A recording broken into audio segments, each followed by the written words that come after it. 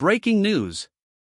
A British mayor has just declared war on the monarchy, and King Charles has responded with a weapon no one even knew he could use. Within 48 hours, one of them will be politically destroyed. This is the constitutional showdown ripping London apart right now, a battle that will decide whether democracy or tradition shapes Britain's future. Here's what they don't want you to see. Just 5 days ago, London Mayor Sadiq Khan stood before cameras and unveiled the London Citizenship Charter, a sweeping new plan forcing every business in the city to sign diversity pledges or face fines of up to £50,000. His words were bold. London will lead Britain into the 21st century, whether the establishment likes it or not. King Charles heard that, and for the first time in 3 centuries, he invoked a hidden constitutional mechanism known as crown intervention, a royal power allowing the monarchy to challenge a mayor's authority. Charles sent a formal letter to Parliament, questioning whether Khan had overstepped his legal bounds. But then, the palace made that letter public. That move alone was seen as a direct act of defiance. Khan's response came almost instantly. Standing outside City Hall, visibly shaken but defiant, he told the crowd. The unelected king has just told the democratically elected mayor of London that he knows better than 8 million Londoners who voted for change. This is not 1825, this is 2025. And I will not be silenced by a crown that's forgotten the people it claims to serve. The crowd roared. Inside Westminster, silence. Journalists noticed his press secretary signaling him to stop, but Khan pushed on, crossing lines no one thought he'd cross. Then came the shot heard across Britain. How many palaces does one family need while ordinary Londoners can't even afford rent? That single remark detonated online. Social media exploded. Labour headquarters went into meltdown. And then, a story surfaced that flipped the public mood. James Morrison, a 73-year-old Falklands veteran who lost his leg fighting for Britain, was evicted from his flat in Cutton under Khan's housing quotas. He now sleeps in his daughter's spare room, surviving on a £900 monthly pension. His tearful words struck a national nerve. I fought for Britain, and now Britain has no place for me in its own capital. That quote was shared over 300,000 times in a single day. Meanwhile, leaked City Hall receipts showed £18,000 spent on a luxury spa weekend and £2 million on diversity consultants. The outrage was volcanic. A retired nurse, Sarah Jenkins, posted a viral video sobbing. I voted for him twice. I believed in him. But he cares more about his image than about us.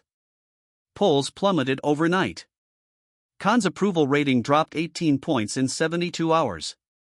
Even his younger, progressive base began walking away. King Charles didn't stay silent.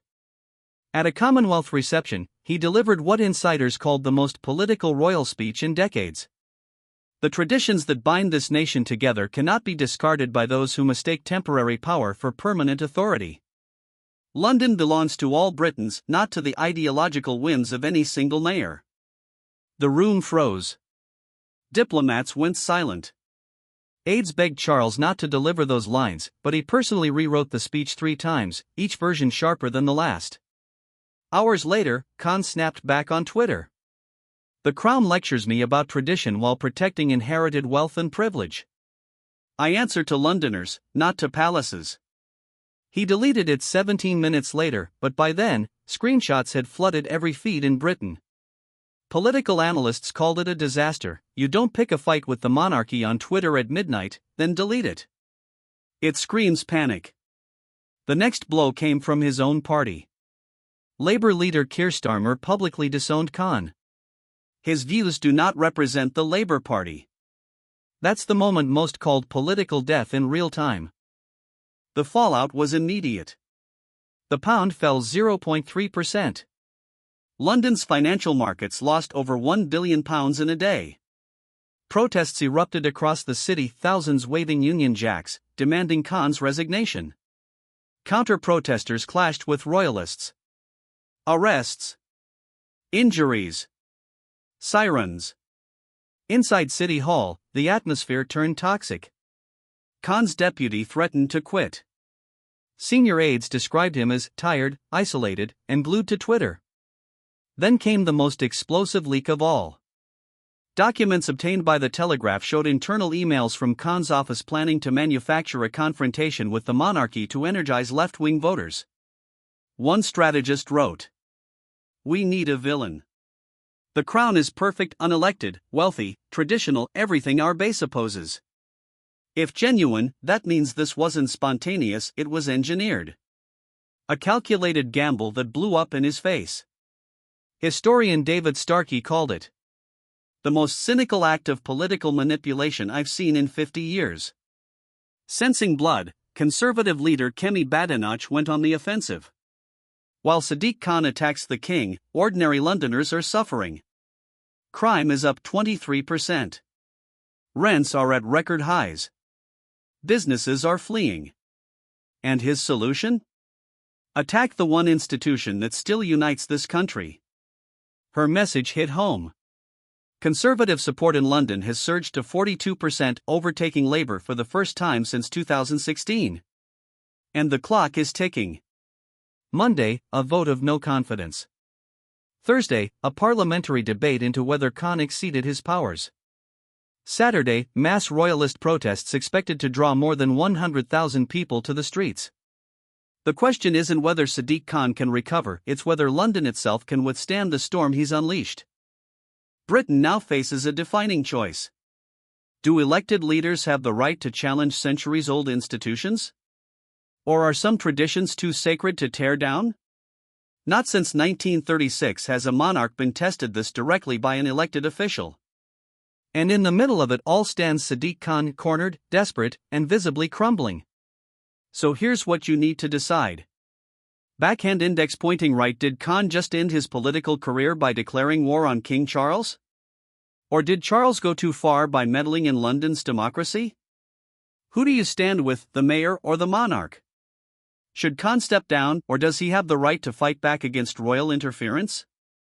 Because this isn't just a feud in City Hall. This is a crossroads for Britain, democracy versus tradition, and the outcome will echo for generations. If this story shocked you, share it everywhere.